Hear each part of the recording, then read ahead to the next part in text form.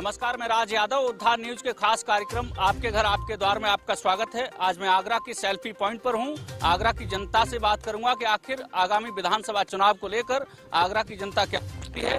खासकर मुख्यमंत्री योगी आदित्यनाथ कल आगरा में थे और उन्होंने जो कोरोना को लेकर जो वेरिएंट आ रहा है उसको लेकर जो नई गाइडलाइन जारी की है, उस गाइडलाइन के क्या मायने निकाले जा रहे हैं इस समय, क्योंकि ये नियम लागू किया गया है। सर, आपसे पास आना चाहूंगा। मेरा पंडित विनेश शहीद। विनेश जी को मुख्यमंत्री का उससे ठीक पहले वेरिएंट को लेकर 5 इस फैसले को किस नजर? इसका नजरिया राज्य देखने का एक अजीब सा नजरिया है। मुझे तो बड़ी हंसी आती है, कभी दुख होता है, कभी रोना भी आता है कि हमारी सरकार ये क्या कर रही है कि रात को 11 बजे के बाद में कोरोना आएगा। दिन के अंदर योगी आदित्यनाथ जी मीटिंग करते हैं, और जबकि आगरा में कल अटल बिहारी वाजपेयी जी की पुण्यतिथि थी, जो भी उनका जन्मदिन था, उसमें आए थे। बहुत सारी भीड़ भी थी जो मैंने सोशल मीडिया पे देखी थी। तो क्या दिन के अंदर कोरोना नहीं आता है क्या, या जो ओमिक्रॉन है दिन के अंदर नहीं आता है? ये किसका एक्सपेरिमेंट हो रहा है? कहीं ऐसा तो नहीं है कि कोरोना के पीछे चुनाव को टालने की कुछ अपनी कैसे जोड़ा जा सकता है जब फैसला इसमें हाईकोर्ट की तरफ से कहा जा रहा है, डायरेक्शन दिया जा रहा है कि इस पर फैसला लीजिए, सरकारों को चेताया जा रहा है, खुद मिले राजी जुडिशनली की बात करते तो हम जैसे ही इंसान है, हमसे अच्छे हाई लेवल के क्वालिफिकेशन है जब वो जुडिशनली जज बने हैं। मैं जुडिशनल जज की शेखर यादव जी के बारे में बात करना चाहता हूँ। कहीं ना कहीं शेखर यादव जी इलाहाबाद हाई कोर्ट के जो जज हैं, वो बीजेपी से प्रेरित होकर के उन्होंने कुछ अजीब से बयान दिए हैं। उनके बयान का खंडन राज्यसभा के सदस्य सुब्रमण्यम स्वामी जी ने भी किया। उन्होंने संकेत दे दिया है कि उत्तर प्रदेश के चुनाव फरवरी में नहीं होंगे, ना ही कराएंगे। आप मान रहे हैं कि ये जो फैसला है, ये जो नया कर्फ्यू का आदेश हुआ है, ये राजनीति? बिल्कुल 100% ये कर्फ्यू राजनीति से प्रेरित है। अभी आपने देखा होगा दिल्ली के अंदर 54 दिखाए हैं, 54। अभी आने वाले 8 दिन के अंदर देखना उत्तर प्रदेश के अंदर 500 दिखा देंगे। दिखाना ही तो है उनको, मरीजों की आंकड़ी। जी मानते हैं आदित्यनाथ का जो फैसला आया कर्फ्यू को लेकर? नहीं, गलत है। आप क्या कहें? गलत है। आपको नहीं लगता बीमारी है पर नहीं है, मतलब उतना विचार 11 से रात में आप क्या सोचते हैं? 11-5 में लॉकडाउन का मौसम, कर्फ्यू जो रहेगा उसमें उससे कोई फर्क पड़ता है? रात को तो वैसे ही कर्फ्यू रहता है। हाँ। लगाने की क्या जरूरत थी? मतलब सर्दी में कोई नहीं निकलता? रात को कोई कैसे निकलेगा? 10 बजे के बाद तो सभी सो जाते हैं, रात को कौन निकलेगा? जब कर्फ्यू ही लगाना है, अगर बीमारी आ रही है तो इनको दिन में ही लगा देना चाहिए, या कुछ ऐसा सिस्टम करना चाहिए जिससे लोग घर से कम निकलें। उत्तर प्रदेश के विधानसभा चुनाव से जोड़ करके आप इसे देख रहे हैं, क्या उत्तर प्रदेश के विधानसभा चुनाव में भाजपा को कोई डर है किसी चीज का? बिल्कुल डर है। इस बार ये हारने जा रहे हैं, इसलिए घबरा रहे हैं, और घबरा कर ही फैसला किया टाला जाए। लेकिन जो रामराज ले आएगा वो क्यों डरेगा? ये उन्होंने कहा कि रामराज ले आएगा। आप करते हैं तो आपने 3 दिन पहले हरिद्वार के अंदर धर्म संसद देखी होगी, उनके अंदर क्या बोला है?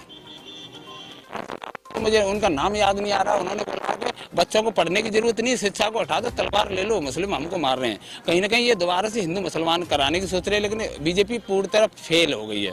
हिंदू मुसलमान के क्षेत्र में फेल हो गई है। नहीं, लोग सब समझदार। दूसरे नंबर लोग अब शिक्षा की बात करते हैं, लोग अब आके अब रोजगार की बात करते हैं, रोजी रोटी की बात करते हैं, जिनकी रोजी रोटी चली गई है उसकी बात करते हैं। और बीजेपी अपने पुराने आलाप तो उनका वो आलाप अब काम नहीं। आपको कुछ भी ऐसा नहीं लगता कि योगी आदित्यनाथ की सरकार ने या भाजपा सरकार ने प्रदेश में कुछ ऐसा किया हो? कानून व्यवस्था को लेकर के आपका क्या नजरिया है? सर, कानून व्यवस्था की मैं आपको बताऊं, सरकारें होती है, स्टिक भी देखी है मैंने, मायावती जी को भी देखा है, उनके बराबर कोई स्टिक नहीं है। हालांकि मैं मायावती का फैन नहीं हूँ, मैंने कभी मायावती को वोट नहीं किया, लेकिन फिर भी उनकी उसमें वो था। इनके लिए सरकार से कोई मतलब नहीं है, कोई कानून व्यवस्था से कोई मतलब नहीं। केवल ये देखना है कि आप किस जात से बिलोंग करते हो। अगर आप हमारी बातें नहीं सुन रहे हो, बीजेपी का अगर आपने सोशल मीडिया पे भी कुछ भी डाल दिया, तब भी आपके अपने गुर्गे जाकर के आपको सतर्क कर दें, कोई मतलब नहीं है। सोशल मीडिया की बात पे मैं लौटूंगा, क्या पे भी कोई लगाम नहीं लगी? बिल्कुल नहीं लगी। भ्रष्टाचार तो पहले भी था, आज भी है, बीजेपी वाले कहते हैं काम ईमानदार, सोच ईमानदार। तो मेरे हिसाब से तो आप छोटे से लेखपाल से लेकर कहीं भी चले जाइए, किसी विभाग में जाइए, अगर जनता पीड़ित नहीं है तो मुझे कोई बताए किसी का भी कोई कार्य बिना पैसे के हो रहा हो, कोई एक बंदा बता दे।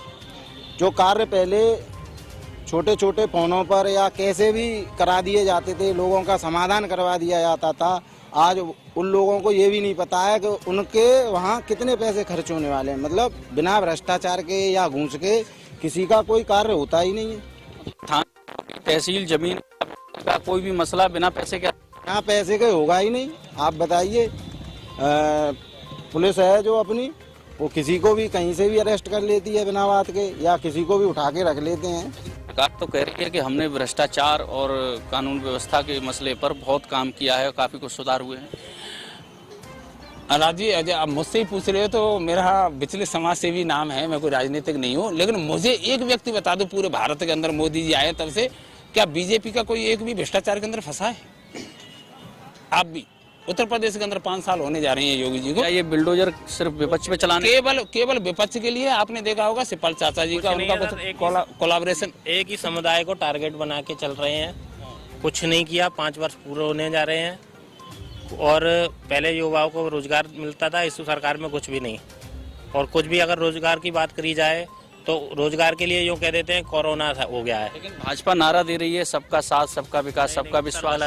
गलत है। बेटी बढ़ाओ, बेटी पढ़ाओ, बेटी बचाओ ये अभियान इन लोगों ने चलाया, बिल्कुल गलत है सर। आए दिन देख रहे हो आप कितनी हत्याएं हो रही हैं, लूट हो रही है, अपहरण हो रहे हैं, बलात्कार हो रहे हैं इस सरकार में सर। क्या सरकार चाहती तो इन्हें रोक सकती थी? बिल्कुल सर, सारी चीजें लगाम लगा सकती थी। बिल्कुल लगाम नहीं है सर इस सरकार में। कानून व्यवस्था से आप संतुष्ट नहीं है सर, कुछ भी नहीं है हर तरीके से सर। अब इस बार बात करें उत्तर प्रदेश में किसकी सरकार बनने जा रही है? सर इस बार चांसेस है अखिलेश यादव की सरकार बनने की। ऐसा क्यों लग रहा है? क्यों, जबकि लगातार योगी आदित्यनाथ जनता से संवाद बनाए हुए हैं, लोगों के बीच जा रहे हैं, आपके यहाँ मेट्रो भी आ रही है, फिर क्यों अखिलेश आएंगे? सर जो अखिलेश सरकार में जो पहले जो काम हुए थे वही काम यही लोग अपने दोबारा दोहरा रहे हैं, उसी कामों, उन्हीं कामों का फीता काट रहे हैं ये लोग सर। सब जानते हैं, ऐसी कोई बात। आगरा में ऐसा कोई काम जो जिसको विश्वास को लेकर के आप अखिलेश जी को जोड़ रहे हैं, क्यों जोड़ रहे हैं? देखिए, आगरा के लिए अखिलेश जी की पहले से ही उनके दिल में बहुत जगह है, क्योंकि अगर आगरा से अखिलेश जी प्यार नहीं करते तो लखनऊ एक्सप्रेस से लखनऊ से लेकर आगरा तक नहीं बनाते। हालांकि मायावती जी का यमुना एक्सप्रेस से उससे जोड़ा है, तो आगरा से पहले से। आप भी यहाँ पे जो खड़े हुए हैं, ये लाल पत्थर वगैरह जो आपको ताजमहल के दिखाई दे रहे हैं लव पॉइंट के पास में, ये सब अखिलेश जी की देन है। ये लाल सड़क पहले नहीं हुआ। ये जो पूरा सेल्फी पॉइंट ये अखिलेश सरकार में डेवलप हुआ है, डेवलप हुआ है, उनकी प्लानिंग है, उनका सब कुछ है, अखिलेश जी की देन है। बाकी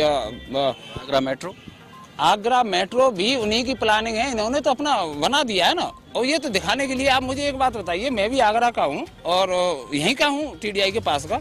अभी टीडीआई मॉल है, पैसिफिक मॉल है, सभी मॉल है, सब बंद पड़े। आगरा की जनता भी इतनी डेवलप नहीं है राजी जो मेट्रो के अंदर चले। आप मुझसे पूछिएगा, मैं आज तक कभी सिटी बस में नहीं बैठा। आप कह रहे हैं कि अभी मेट्रो की जरूरत नहीं थी? जरूरत नहीं थी, वो भी 3 किलोमीटर के बीच में, 3 को 2 किलोमीटर के बीच में आपने देखा हो 4 रेलवे स्टेशन।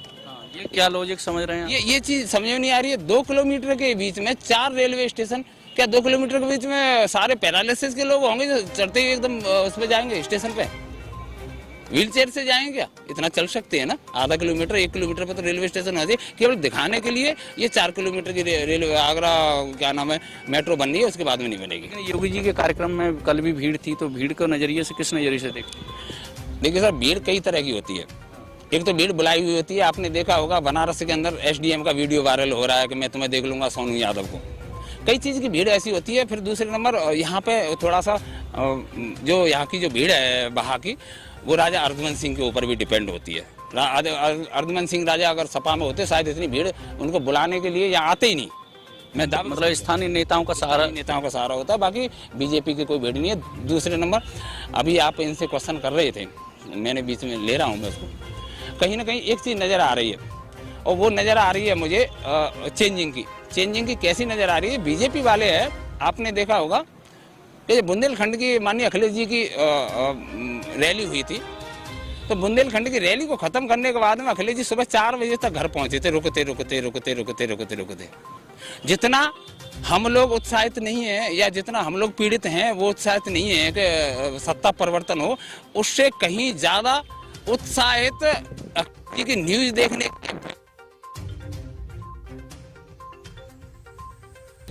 ऐसा क्यों लग रहा है? ऑप्शन नहीं है कोई।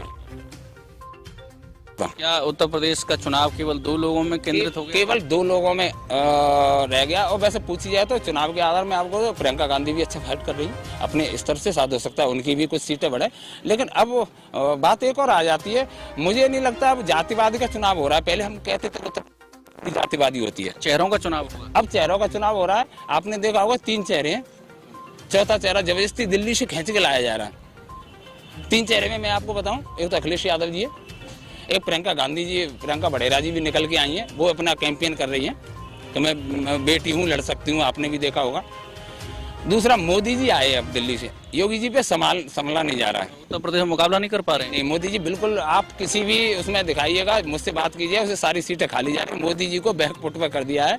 और हो सकता है कि कहीं मोदी जी को ही बलि का बकरा योगी जी को बलि का बकरा बनाया जाएगा। मतलब इसको थोड़ा क्लियर कीजिए। क्लियर इसलिए कि मैं कर रहा हूं, मैं तरह से मुख्यमंत्री बन गई, आपको नेता टॉप 5 जहाँ पे मुख्यमंत्री 2017 के चुनाव की ये बात कर रहे हैं, जहां कोई बीजेपी ने विधानसभा में चेहरा क्लियर नहीं किया था कि मुख्यमंत्री कौन बनेगा। जी, जब बीजेपी ने कोई चेहरा क्लियर नहीं किया था, उन्होंने आप हरियाणा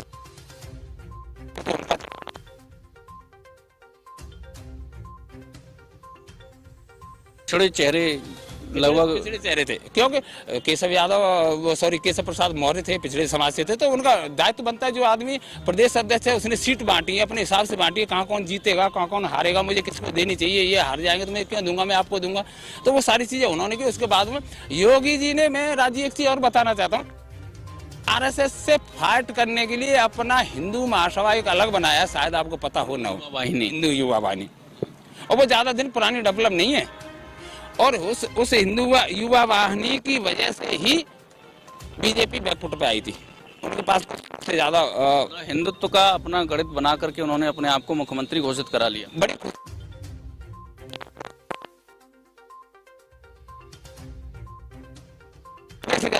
हम आज करेंगे मौन भाव, तो उनको कहीं योगी जी को लेना ही पड़ेगा।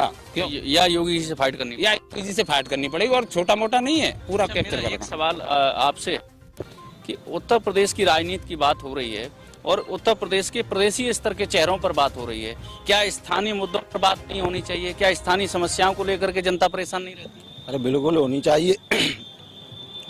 अगर स्थानीय मुद्दे ही नहीं होंगे तो लोगों की समस्या का समाधान कैसे होगा? हवाई बातों से तो समाधान होने वाला नहीं है। लेकिन आप भी यदि सोच रहे हैं इस बार वोट करने का, तो प्रदेश के चेहरे पे कहीं ना कहीं आप भी प्रभावित हैं, चाहे वो समाजवादी पार्टी के अखिलेश यादव की बात कर लो, या भाजपा के योगी आदित्यनाथ का चेहरा हो, या कांग्रेस के प्रियंका गांधी का चेहरा हो। क्या वजह है कि स्थानीय नेताओं के और स्थानीय मुद्दों पर बात नहीं हो रही? स्थानीय मुद्दों पर वैसे बात तो बिल्कुल होनी चाहिए। जो भी वोट पड़े हैं वो स्थानीय समस्याओं को लेकर ही वोट होना चाहिए, क्योंकि जो भी समस्याएं रहती हैं उसमें जनता ही परेशान होती है। पूरे 5 साल इंतजार करना पड़ता है। अभी भी रोजगार को लेके युवा काफ़ी परेशान हैं। बार बार लॉकडाउन कर दिया जाता है, सभी लोगों की नौकरियां चली गई, सभी लोग बेरोजगार घूम रहे हैं, नए नए धंधे ढूंढ रहे हैं। टॉपिक पे क्या आपको लगता है कि स्थानीय मुद्दों पर कहीं बात हो रही है? हाँ, अभी तो डबल इंजन वाली सरकार है। मुझे देखा जाता है कि हाँ, एक किसी भी स्थानीय मुद्दे पे आई नहीं चाहती है। इतना बेरोजगार हो रहा है, पेपर लीक हो रहा है, युवा घूम रहा है, और महंगाई हो रही है दिन पे दिन। आप देखते जा रहे हो। योगी जी ने जो पोस्टर लगाए 4 लाख से भी ज्यादा, क्या वो पोस्टर फिर फेक है? सब फेक है। मोदी है ये योगी या मोदी कोई सामने आके बात करे तो मैं उनसे बात करना चाहूँ, 4 लाख रुपए मुझे यहाँ गिनाए जाए। अभी तक पुलिस भर्ती पेपर देखा जाए तो वो भी लीक, कोई टीचर भर्ती अभी तक पूरी नहीं हुई, पुलिस भर्ती कोई अभी तक पूरी नहीं हुई। का प्रदेश बताया जाता है, यहाँ सबसे ज्यादा युवा मतदाता है, तो इस बार उत्तर प्रदेश में क्या होगा? इस तरह की चीज वादा जो रोजगार देने की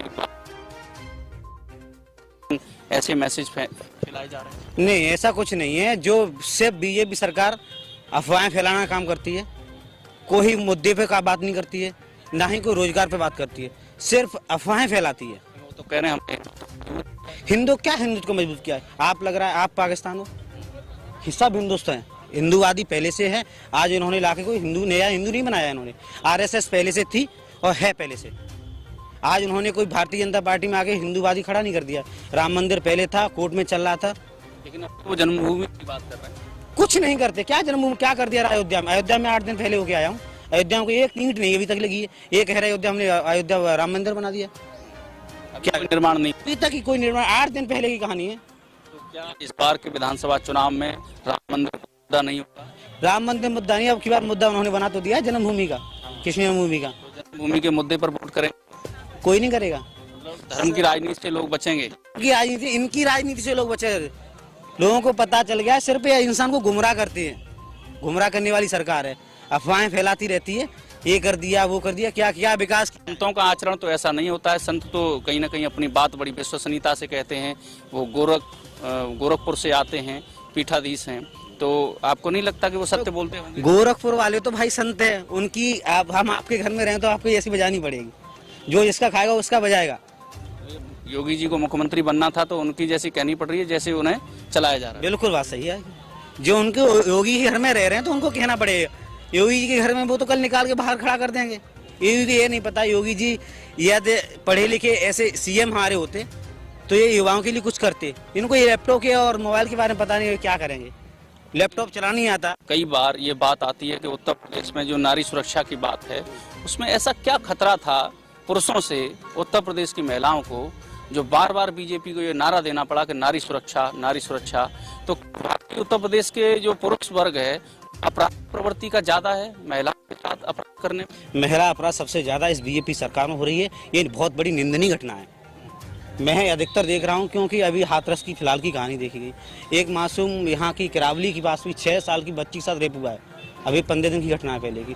तो अधिकतर कहीं ना कहीं बीजेपी इससे सबसे ज्यादा शर्मनाक घटनाएं यही हो रही है कि बच्चियों के बलात्कार हो रहे हैं और इस पर कोई भी ज्यादा कोई कार्रवाई नहीं हो रही है। ये मंत्री क्या कर सकते हैं इसमें, आप सुझाव दीजिए। नहीं, मुख्यमंत्री कानून इनका है, व्यवस्था सरकार इनकी है, प्रशासन इनके हाथ में, तो क्यों नहीं कार्रवाई क्यों नहीं कर सकते? चुस्त तो कार्रवाई हो सकती है। बिल्कुल हो सकती है, क्यों नहीं हो सकती? जब प्रशासन टाइट होगा फिर क्यों नहीं हो सकती है? बताइए, पुलिस पावर हमारे हाथ में, हम कहाँ वहाँ वही होना चाहिए ना। अभी कई सारे ऐसे वीडियोज आए हैं जिसमें समाजवादी के राष्ट्रीय अध्यक्ष पूर्व मुख्यमंत्री अखिलेश यादव के कार्यक्रमों में लगातार युवाओं की भीड़ देखने को मिल रही है। इस भीड़ को समाजवादी का समर्थक माना जाए या भाजपा का विरोध? भाजपा का विरोध और समाजवादी पार्टी का ये समर्थन है। युवा सबसे ज्यादा वोट समाजवादी पार्टी को करेगा। क्या विकल्प के रूप में आज देखा जा रहा है पूर्व मुख्यमंत्री को? पूर्व मुख्यमंत्री को विकल्प रूप में नहीं, वो हमारे यूपी का भविष्य है और युवाओं का भविष्य वही है। बात रखी है। अभी दिनेश यादव जी, मैं आपसे फिर से एक बार लौट रहा हूँ। मैंने जो एक सवाल किया अभी कि अखिलेश यादव के कैंपेन में जो लगातार भीड़ आ रही है, इस भीड़ को समाजवादी लोग अपना समर्थक बता रहे हैं, लेकिन आप यदि एक आमतौर पर सामाजिक कार्यकर्ता के रूप में देखें तो क्या ये भीड़ समाजवादी पार्टी का वोटर है, समर्थक है, या भारतीय जनता पार्टी के जो फैसले लिए गए हैं उनके विरोध में है? ये देखिए, अगर समाजवादी पार्टी और माननीय अखिलेश जी ये सोच रहे हैं कि हमारी भीड़ है या मुझे देख करके लोग आ रहे हैं या मेरी पार्टी के कार्यकर्ताओं का बढ़िया अच्छा प्रदर्शन है, गांव के अंदर लोगों से मिल रहे हैं, गरीबों से मिल रहे हैं, उनसे वो कर रहे हैं, तो वो गलत फहमी से कर रहे हैं। ये समाजवादी पार्टी की भीड़ नहीं है, ये लोगों की अपनी पीड़ा है। जिन लोगों ने लॉकडाउन झेला है, जो लोग गरीब लोग हैं, वैसे लोग मीडियम मेरे जैसे लोगों का भी धंधा पानी बंद है। हम आप क्या समझ रहे हो? स्थितियाँ खराब हो चुकी हैं, नहीं कह सकते हम लोग। तो ये भीड़ समाजवादी पार्टी की नहीं है, ये भीड़ बीजेपी के विरोध की है। ये कोई जातिवादी की भीड़ नहीं है, ये किसी हिंदू मुसलमान की भीड़ नहीं है। ये केवल भीड़ है अपने खुद के बच्चों को पालने के लिए, बच्चों को बचाने के लिए। कहीं ऐसा नहीं हो अगली बार कोरोना हो तो हमारे पास गैस सिलेंडर है कि नहीं है, ऑक्सीजन है कि नहीं है। हमें ऐसा मुख्यमंत्री चाहिए जो ऑक्सीजन रखे, जिसको नॉलेज हो। क्या बदलाव होगा? बिल्कुल निश्चित बदलाव होगा, और नहीं होगा तो बहुत इसकी मैं बता रहा हूँ राजीव, बहुत बड़ी बात हो जाएगी। आपके चैनल से गृह युद्ध की स्थिति पैदा हो जाएगी उत्तर प्रदेश के अंदर। क्या मान रहे हैं बदलाव होगा? बिल्कुल बदलाव होने जा रहा है। बदलाव किन बात को लेकर हो रहा है? क्या आपके स्थानीय विधायक ने आपके बीच में उपस्थिति दर्ज नहीं कराई? क्या विकास के मुद्दों पर काम नहीं किया, या क्या वजह रहेगी? देखिए, स्थानीय विधायक की मैं अगर बात करूं तो बीजेपी वन मैन आर्मी बन के रहेगी मोदी जी, योगी जी की। यहाँ पे वहाँ केंद्र में मोदी जी की, यहाँ किसी विधायक की कहीं पर भी नहीं चलती है। केवल विधायक की इतना ही चलती है, थोड़ा बहुत प्लॉट गिराना हो तो अपने आपस में इंस्पेक्टर से मिलकर के वो काम कर सकते हैं, विधायक और कुछ नहीं कर सकते हैं। ये आरोप तो समाजवादी पार्टी के नेताओं पर लगता था। नहीं, आरोप प्रत्यारोप कोई किसी पे भी लगा दो राजी, वो बात उसकी नहीं है। समाजवादी पार्टी पहले कैसी थी, माननीय दद्दा जी की थी, और आज भी मैं बता रहा हूँ कि समाजवादी पार्टी को लोग पसंद नहीं कर रहे हैं, लेकिन पसंद अपनी प्रॉब्लम को कर रहे हैं कि मुझे अपने बच्चे पालने, मुझे कहाँ वोट करना होगा। मैंने एक बार गलती कर दी, बीजेपी को सपोर्ट कर दिया, 2014 में सपोर्ट कर दिया, 19 में सपोर्ट कर दिया, 17 में सपोर्ट कर दिया, मैंने नहीं किया, लेकिन लोग बताते हैं। कि आगरा की जनता की यदि मैं बात करूं तो यहाँ 9 की 9 विधानसभा सीट आगरा की जनता ने बीजेपी की झोली में डाली थी। इस बार आपकी जो ग्रामीण विधानसभा है आपकी, उस ग्रामीण विधानसभा की यदि हम बात करें तो क्या स्थिति रहेगी? राजीव, मैं बताऊं, केवल ग्रामीण ही एक ऐसी विधानसभा है, अगर मैं थोड़ा सा जातिवाद पे आ जाऊंगा, अगर जाट माहौल, अगर उनको याद रहेगा किसानों का वो प्रोटेक्स जो 300-400 दिन चला था, जाट ज़्यादा है, 65,000 70,000 ग्रामीण के अंदर है, अगर वो अपने जेब में वो किसानों का, वो खुद किसान है, वो अगर उसमें रखेंगे तो ये केवल एक सीट यहाँ पे परफेक्ट है। हाँ, ये जाट बाहुल्य क्षेत्र है क्योंकि यहाँ विजय सिंह राणा 4 बार विधायक रहे और जब परिसीमन हुआ तो इसमें इसको सुरक्षित सीट कर दिया गया और तब से यहाँ अभी पिछले दौर में कालीचरण सुमन और इस बार हेमलता दिवाकर विधायक हैं। अभी भी मैं बताऊं आगरा की स्थिति है, क्योंकि आगरा एनसीआर के अंदर आता है, थोड़ा डेवलप ज़्यादा है। सिटी की बात कर रहा हूँ, गांव की बात कम कर रहा हूँ थोड़ा। ये ग्रामीण विधानसभा भी लगभग सिटी के चारों तरफ है, पूरे से लेकर के सिकंदरा लेकर चारों तरफ है, जो भी है। तो नाम ग्रामीण है, लेकिन वो सिटी से कम नहीं, उन्हें करोड़ों के खेत बिक रहे हैं। मेरे यहाँ भी करोड़ों के खेत बिक रहे हैं, तो मैं कैसे ग्रामीण कह दूँ? तो ग्रामीण नहीं है। 5 मिनट के अंदर आगरा में आ रहा हूँ, 5 मिनट में अपने घर में भैंस को सानी लगा रहा हूँ, तो ग्रामीण कैसे हो जाऊँगा मैं? तो यहाँ के लोग ग्रामीण नहीं है, यहाँ के बहुत डेवलप लोग हैं। उम्मीद करते हैं, आशा करते हैं कि अब की शायद खाता खुल जाए।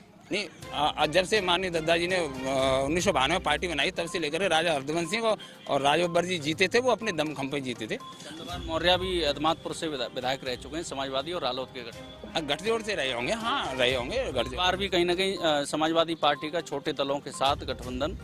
राजी, एक मेरी बहुत बड़ी चिंता है और आपके चैनल के थ्रू में बता रहा हूँ, मैं अभी तक इस चीज़ को नहीं समझ पा रहा हूँ, क्या ईवीएम में कुछ होता है? अगर होता होगा तो शायद हमारा ये वाइट देने से भी कोई फ़ायदा नहीं है, कोई किसी से फ़ायदा नहीं है। कई लोगों से मैंने बात की है, और अगर कोई ऐसे पत्रकार है, कई मैंने वीडियो भी वायरल देखे हैं जो लोग ईवीएम हैक करते हुए दिखाते हैं, और वो भी देखें। कहीं ना कहीं वहाँ पे मुझे थोड़ी चिंता, लेकिन हमें अभी इस टाइम डरने की जरूरत नहीं है, खुद को सेफ रखो। लेकिन लास्ट में एक चीज़ और आपको बताना चाहता हूँ कि बड़े खुले दिमाग से, खुले उससे बता रहा हूँ कि अप्रैल फरवरी मार्च में चुनाव नहीं करवाएगी बीजेपी। उन्हें पता है कि मेरा पासा उल्टा है। अब वो कोरोना की बात करें, ओमिक्रॉन की बात करें, रात के कर्फ्यू की बात करें, दिन के कर्फ्यू की बात करें, ये सारी चीज़ें आ कहाँ से रही हैं? केवल चुनाव से जुड़ी हुई हैं। आपने देखा होगा आजमगढ़ से लेकर के, क्या नाम है, जौनपुर से लेकर के, और बुंदेलखंड से फिर साहब मेरठ, और मेरठ से वहाँ नहीं आए अखिलेश जी, इंगलास में नहीं आए, लेकिन वहाँ पर भी मैं भी गया था, तो मैं सादाबाद से लौटना पड़ा था, इतनी भीड़ थी, और तोड़ भीड़ थी। आप मैंने नहीं देखा ऐसा कहीं, मैंने अपनी लाइफ में 53 साल की लाइफ में मैंने नहीं देखा। तो क्या मैं देख रहा हूँ, बीजेपी वाले देख रहे होंगे? ये भीड़ आपके अंदर उत्साह पैदा कर, समाजवादी सरकार बनेगी। जो इगलास में भीड़ थी, किसानों की भीड़ थी, किसी एक नेता का समर्थन नहीं था, वो अखिलेश जी के चेहरे पे आए हुए लोग थे, जयंत चौधरी के चेहरे पे आए हुए लोग थे, सर्व समाज की भीड़ थी।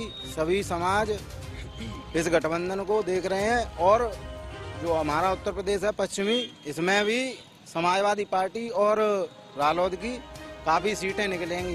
इसीलिए बीजेपी की नींद खराब हो चुकी है। इसीलिए तो अब ये ओमिक्रॉन और इसका बहाना करके चुनाव को टालना चाहते हैं। अगर आज की डेट में चुनाव होगा तो मुख्यमंत्री अखिलेश यादव को बनने से कोई रोकेगा नहीं। तो ये बातचीत आप सुन रहे थे आगरा ग्रामीण विधानसभा की जनता के साथ। लगातार लोगों के बीच हम पहुंच रहे हैं उद्धार न्यूज के खास कार्यक्रम आपके घर आपके द्वार के माध्यम से। हमारी कोशिश है कि ज़्यादा से ज़्यादा लोगों से बात की जाए और पता किया जाए कि आखिर उत्तर प्रदेश की जनता 2022 के विधानसभा चुनाव को लेकर क्या सोचती है। फिर होगी मुलाकात किसी नई विधानसभा में। नमस्कार।